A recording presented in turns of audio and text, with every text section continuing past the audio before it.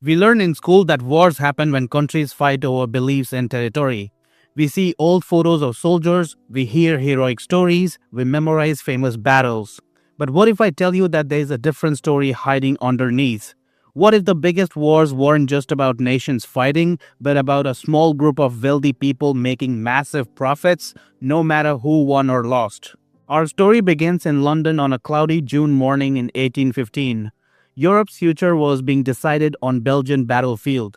Napoleon was fighting Britain's Duke of Wellington near Waterloo. Everyone in London desperately wanted news. If Napoleon won, Britain's economy would collapse. If Wellington won, Britain would rule the world. Everything's value depended on the outcome, especially government bonds, which were basically the IOUs governments sell to pay for wars. Standing in this chaos was Nathan Rothschild. His family weren't nobles, they were bankers. But they had built something more powerful than any kingdom. They built a private information network across Europe. The Rothschild family had 5 brothers in 5 major financial cities: Frankfurt, Vienna, Paris, Naples, and London.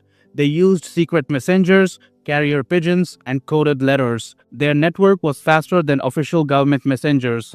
Information was their real weapon. That day, Nathan Rothschild knew something nobody else in England knew. He had received a secret message from Belgium that Wellington had won, Napoleon was defeated, and Britain was safe.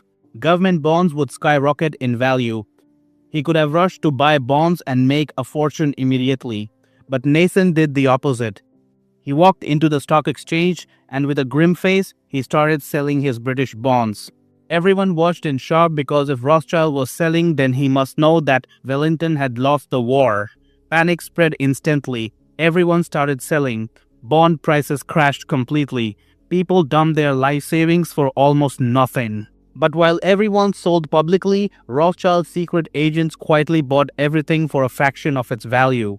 Hours later, the official messenger arrived. Wellington had won. The market exploded upward after that news. Bond prices hit all-time high. Those who sold in panic were ruined. Nathan Rothschild multiplied his family's wealth by 20 times in one morning. Some historians say that Rothschild gained control over a significant portion of Britain's economy after this move. This wasn't just a clever trading. It created a blueprint revealing an important truth. The real profit from war doesn't come from winning battles. It comes from financing the war. When countries fight, they need immediate money. They borrow massive amounts by selling government bonds, mortgaging their nation's future. Private bankers happily provide loans because that debt is guaranteed.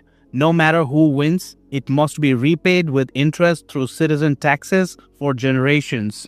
The real winner isn't the nation with the last soldier standing. It's the lender who financed both sides. By the early 1900s, the financial center was shifting from London to New York. New American dynasties were rising. The Rockefellers controlled oil that powered the world. The Morgans controlled steel and railroads. J.P. Morgan's House of Morgan was deeply connected with the Rothschild network, bridging European money into American industrial machine. The Rockefellers, through National City Bank, built a competing financial empire. These families understood the same truth.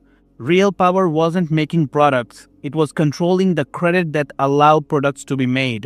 In 1914, World War I exploded. America declared neutrality. President Wilson said America must stay impartial. Most Americans wanted nothing to do with Europe's conflict, but for the Wall Street bankers, neutrality was a business opportunity. War is incredibly expensive. Britain and France needed everything: rifles, bullets, cannons, steel, and oil.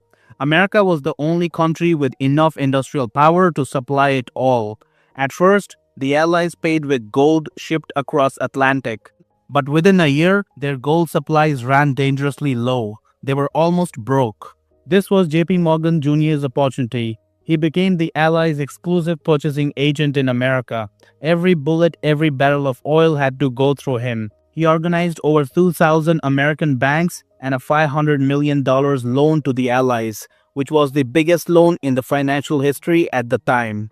Suddenly, American neutrality was an illusion. The country wasn't officially at war, but its entire system supported one side. The profits were enormous. Morgan collected commission on every dollar the Allies spent. Industries controlled by Morgans and Rockefellers ran around the clock on war contract.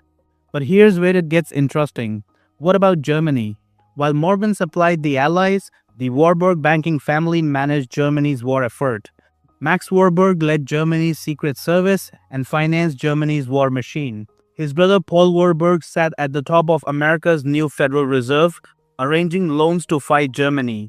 So one brother financed Germany while the other financed America fighting Germany. This wasn't coincidence. It was how international banking worked. These families weren't loyal to any flag. They were loyal to family business, and their business was finance. By 1917, Morgan's banking group had loaned over $2 billion to the Allies. But the war wasn't going well for them. Germany's submarine choked off Atlantic supplies. Russia was collapsing. Britain was nearly bankrupt. If the Allies lost, they would default on loans. The entire American banking system could collapse. The bankers didn't just need the Allies to survive, they needed them to win. And there was only one way to guarantee that. America had to enter the war. We are taught that America entered the war because of the Lusitania sinking or to defend democracy. But the timeline shows something different. The Lusitania sank in 1915. America didn't declare war until 1917, which was 2 years later. Wilson won re-election on keeping America out of the war. So what exactly changed? Well, one word answer: money. Loans were coming due. Default risk grew daily. The same newspaper praising neutrality suddenly got filled with German atrocity stories. A massive propaganda campaign started, funded by banking interests that would lose everything if the Allies lost. Morgan spent millions on pro-war lobbying. In April 1917, Wilson asked Congress for war. The investment had to be protected. American soldiers were shipped across the Atlantic in order to change the balance of power. After this move, Germany surrendered a year later. The bankers' bet paid off, but the story doesn't end here. The most profitable part was financing the peace. In 1919, victorious leaders met at Versailles to sign the peace treaty. Publicly, this was about lasting peace, but behind the closed doors, it was about settling debts. The Allies owed billions to American bankers with no way to repay, so they created a plan: force Germany to pay for everything. Not just what they owed, but the entire war cost for everyone. The Treaty of Versailles put crushing debt on Germany, an impossible amount to ever repay. British economist John Maynard Keynes called it a Cartesian peace, designed to destroy Germany's economy for generations. He warned that it would create bitterness, resentment, and eventually another war. He was right. But for international bankers, it was perfect. They had created a complete debt circle. Germany owed impossible amount to Britain and France. Britain and France owed war debts to New York banks. Money would flow from German taxpayers through London and Paris into Morgan and National City Bank vaults, with interests. It was a global debt collection agency enforced by a treaty. But Germany was broke, so how could a bankrupt nation pay? Well, the bankers created a solution. They would loan Germany money to pay them back. Starting in 1920s, Wall Street arranged massive loans to Germany. The most famous was the Dawes Plan. American investors bought German bonds with high interest rates. That money rebuilt German industries and funded reparation payments to France and Britain. France and Britain used that money to repay war loans to Morgan. It was an endless money machine. American investors lent to Germany. Germany paid the Allies. Allies paid American banks, and the banks collected fees at every step. The American money didn't just rebuild Germany's economy. It built a new modern industrial machine. Companies like IG Farben and German steel trusts were reorganized with American money and technology. Rockefeller Standard Oil partnered with IG Farben, sharing patents. Henry Ford built a huge factory in Germany. Union Banking Corporation in New York, run by Prescott Bush, who was a father and grandfather of 2 future US presidents, financed German industrialists. Wall Street was building the economic engine that would be controlled by the Nazi Party. They were financing their future enemy. They were doing this because the blueprint isn't about ideology or right versus wrong. It's about profit. A stable, debt-free Germany wasn't a good business. A Germany trapped in debt, dependent on foreign loans, and powerful enough to threaten, that could generate profit for decades. By the late 1920s, this fragile system cracked. In 1929, the stock market crashed. American loans to Germany stopped overnight. Germany's economy collapsed. Unemployment exploded. Desperate people turned to Adolf Hitler, who promised to reject Versailles, restore pride, and find someone to blame. The banker's peace created the perfect condition for an even more destructive war. As Hitler rearmed Germany in the 1930s, where did the money come from? Because Germany was still bankrupt. The answer is, money continued to flow quietly from London and New York. The Bank of International Settlements in Switzerland, supposedly neutral, had board members financing both sides. The Nazi Reichsbank head alongside JP Morgan and Bank of England directors. Throughout the war, BIS did business with Nazis, accepting stolen gold from conquered nations like Austria and Czechoslovakia. Rockefeller and Morgan oil companies supplied raw materials fueling Germany's war machine. Standard Oil provided critical patents for synthetic rubber and fuel through IG Farben partnership, without which Hitler's Blitzkrieg would have been impossible. When war started in 1939, the blueprint ran again on a grander scale. America declared neutrality while preparing to become the arsenal of democracy.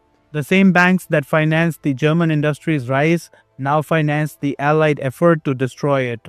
World War II debt dwarfed anything ever seen. The US government borrowed hundreds of billions, selling war bonds to citizens and taking massive loans from the banking system. National debt shot up over 400%, which was the biggest government debt creation in history. Interest on debt was collected by the private banks of the Federal Reserve System. They had turned American patriotism into guaranteed risk-free profit flowing for generations.